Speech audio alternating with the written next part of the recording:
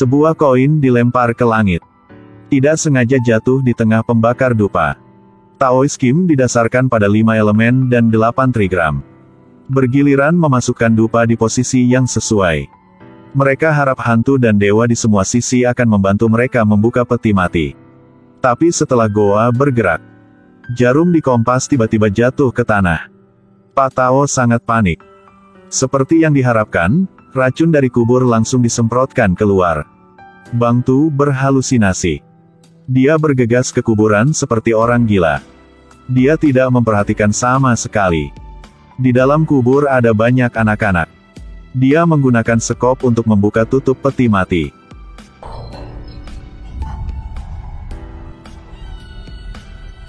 Hanya ditemukan di dalamnya adalah mayat kering yang memegang harta karun. Dilihat dari pakaian yang dikenakan orang ini, orang bisa menebak bahwa dia memiliki latar belakang bangsawan. Bang Tu mencuri harta karun di kubur. Tapi dia tidak memperhatikan mayat kering yang membuka matanya dan mengeluarkan asap. Mayat kering segera bergerak dan melambai, peti mati di sekitarnya dihidupkan. Banyak mayat kering bergegas keluar. Kemudian dia memalingkan wajahnya ke langit dan berteriak. Binatang yang menjaga kuburan, cepat muncul. Seekor kalajengking muncul, semua orang takut dan lari. Tapi diblokir oleh anak-anak. Tunggu sampai mereka mendapatkan kembali ketenangan mereka. Seekor kalajengking telah menggigit mereka. Bertahun-tahun kemudian, sekelompok musuh dari Oa Hao tiba-tiba menyerbu ke desa. Mereka mencari makam raja besar dinasti Qin dalam legenda. Konon, di sini ada 3.000 hantu. Di kuburan, ada banyak patung yang aneh. Jika Anda ingin berhasil masuk ke kuburan, Anda harus menemukan Mokim generasi ke-46. Orang ini adalah Tao Tuan, putra Pak Tao. Tahun itu, karena Pak Tao mau menyelamatkan istrinya yang sakit, dia meninggalkan anaknya dan mencari obat mujarab di makam raja besar. Akibatnya, dia menghilang dengan cara yang mendebarkan. Tak berapa lama, sang istri jatuh sakit dan meninggal. Hanya Tao Tuan yang tersisa. Agar bertahan hidup, selama bertahun-tahun dia berpura-pura menjadi hantu dan menipu orang. Membuat penduduk desa marah dan mengusirnya keluar desa. Tepat waktu itu, musuh Oa Hao menyandera penduduk desa. Penjajah mengatakan bahwa jika mereka tidak bisa mencari Mokim dalam hari ini, mereka akan membunuh 5 orang. Tak berdaya, kepala desa harus datang mencari Tao Tuan. Dia menawarkan 500 tael perak dan memintanya untuk memimpin jalan bagi para penyerbu Oa Hao. Tao Tuan ragu-ragu sejenak, lalu dia juga setuju. Lalu, dia bisa menemukan pintu makam raja besar. Jenderal memerintahkan untuk mengisi gerbang dengan bahan peledak. Tao Tuan belum membakar dupa, mereka meledakkan bomnya. Dan menendang dupa batu ke tempat lain. Saat musuh Oa Hao bersiap memasuki kubur, Tao Tuan tiba-tiba menghentikan mereka. Dia tak boleh melakukan seperti itu. Karena melakukan itu akan menyebabkan nasib buruk. Tapi sang jenderal tidak mendengarkan, dia masih tidak tahu. Sebenarnya, Tao Tuan tidak tahu cara menggali kuburan. Lihatlah, mata patung prajurit ini bergerak. Selanjutnya, pintu kubur tiba-tiba tertutup. Membuat semua orang terkunci di dalam. Sebelum mereka bisa bereaksi, patung-patung tentara menoleh sekaligus. Semua orang sangat takut.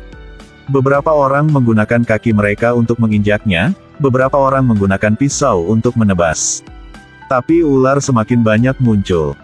Mereka berurusan dengan ular berbisa ini. Bahaya terus-menerus terjadi. Busur dan anak panah yang tak terhitung jumlahnya ditembakkan dari mana-mana. Aneh bahwa orang-orang yang mati di bawah kubur semuanya adalah pasukan Oa Hao. Tao Tuan dan yang lainnya baik-baik saja. Tak lama, semua orang datang ke jembatan. Jembatan ini adalah jembatan jiwa.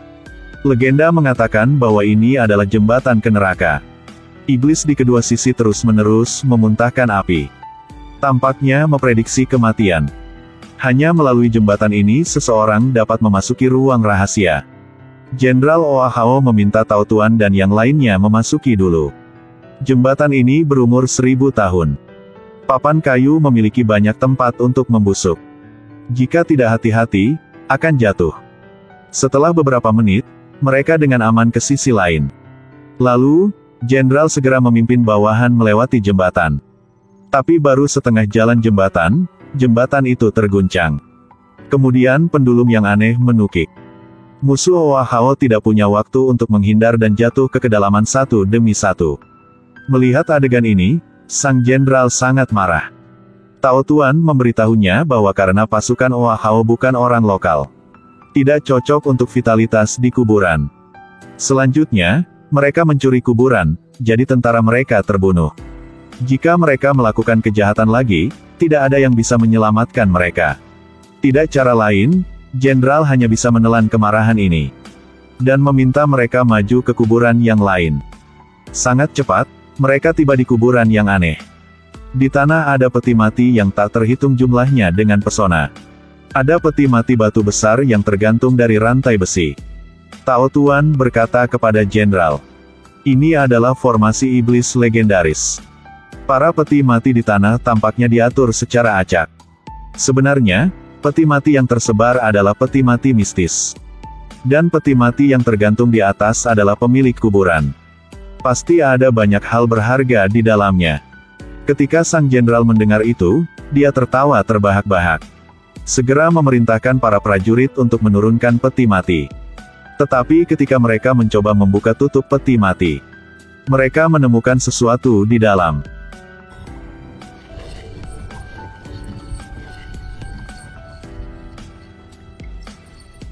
Pada titik ini, pasukan Wakou menyadari ada yang tidak beres. Armor ini persis sama dengan mereka. Ternyata, inilah rencana Tao Tuan. Sebelum memasuki kuburan, dia memberitahu pandai besi dan tukang kayu di desa. Bersiaplah terlebih dahulu untuk menyergap pasukan Oa Hao dan mencuri baju besi mereka. Ini tentang waktu. Tutuplah. Dalam sekejap mata, semua penduduk desa bergegas keluar, mengalahkan pasukan Oa Hao. Tapi saat ini, ada gempa bumi terjadi di dalam kubur. Sebelum semua orang bisa bereaksi, mereka jatuh ke dalam celah. Ketika mereka sadar, mereka menemukan ada kubur lain di tempat ini. Yang aneh adalah Tao Tuan menemukan mayat kering. Ada kalung di lehernya, itu adalah jaringan emas legendaris. Pria ini tiba-tiba menyadari bahwa kerangka kering di depannya adalah ayah kandungnya. Sebelum dia meninggalkan sebuah buku. Dan pola di atasnya sama dengan peta pasukan Oa Hao. Akhirnya, ia mengerti bahwa ini adalah makam dinasti Qin yang legendaris. Menurut buku catatan, ular dan kalajengking meminum pil roh dan berubah menjadi binatang buas yang menakutkan. Tahun itu, ayah Tao Tuan digigit sampai mati oleh kalajengking raksasa. Pada saat ini, seekor ular raksasa jatuh dari atas, menelan satu orang. Dalam kepanikan semua orang berlari ke ruang rahasia. Mereka menghindari sementara ular raksasa. Tapi mereka mencari sepanjang hari, keempat sisinya adalah pintu kematian. Di saat bahaya, Tao Tuan memperhatikan papan di pintu. Ini adalah lencana dari 5 elemen Bagua. Para hewan mewakili 4 arah. Kuda melambangkan surga. Kerbau melambangkan tanah. Babi mewakili utara. Tuan Trong ada di tengah. Tak salah. Ya, itu. Putar wajahnya ke utara. Cepatlah. Semua orang bergandengan tangan untuk memindahkan patung batu. Akibatnya, patung batu itu tidak bereaksi sama sekali. Ketika dia putus asa, Tao Tuan menemukan tanda yang ditinggalkan oleh ayahnya. Ini adalah cara yang membuka pintu batu. Semua orang mengikuti jalan rahasia dan berlari ke gerbang kelahiran, mengunci ular raksasa di luar. Tapi kemudian, mereka pergi ke ruang rahasia lain. Perbedaannya adalah tidak ada patung di 4 arah. Bagaimana mereka bisa keluar? Pada saat ini, seseorang secara tidak sengaja menginjak batu bata di ruang rahasia. Patung batu jatuh dari langit. Dalam sekejap mata, semua orang tercengang. Mereka menemukan bahwa patung ini berbentuk iblis. Semua orang tidak sabar mengetahui apa arti patung ini. Iba-iba, hal-hal menakutkan telah terjadi. Larilah. Patung batu mulai bergerak. Alu raksasa seperti meja putar ingin menghancurkannya menjadi daging cincang. Semua orang hanya bisa mempertaruhkan hidup mereka dan melarikan diri. Begitu saja, cepat atau lambat mereka semua akan mati di sini. Dalam keadaan darurat, seseorang menyalakan dinamit di kaki patung. Gelombang kejut besar menghancurkan patung itu. Tapi itu juga menyebabkan gempa bumi yang kuat. Semua orang tidak bisa menghindarinya dan jatuh ke dalam jurang. Tapi secara tidak sengaja, mereka jatuh ke kuburan terakhir.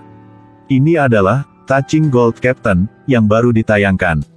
Setelah 20 tahun, makam Raja Besar Dinasti Qin akhirnya dibuka. Dan apa yang menunggu mereka pada akhirnya adalah kemuliaan dan kekayaan. Atau itu kematian. Jika Anda tertarik, tonton film aslinya.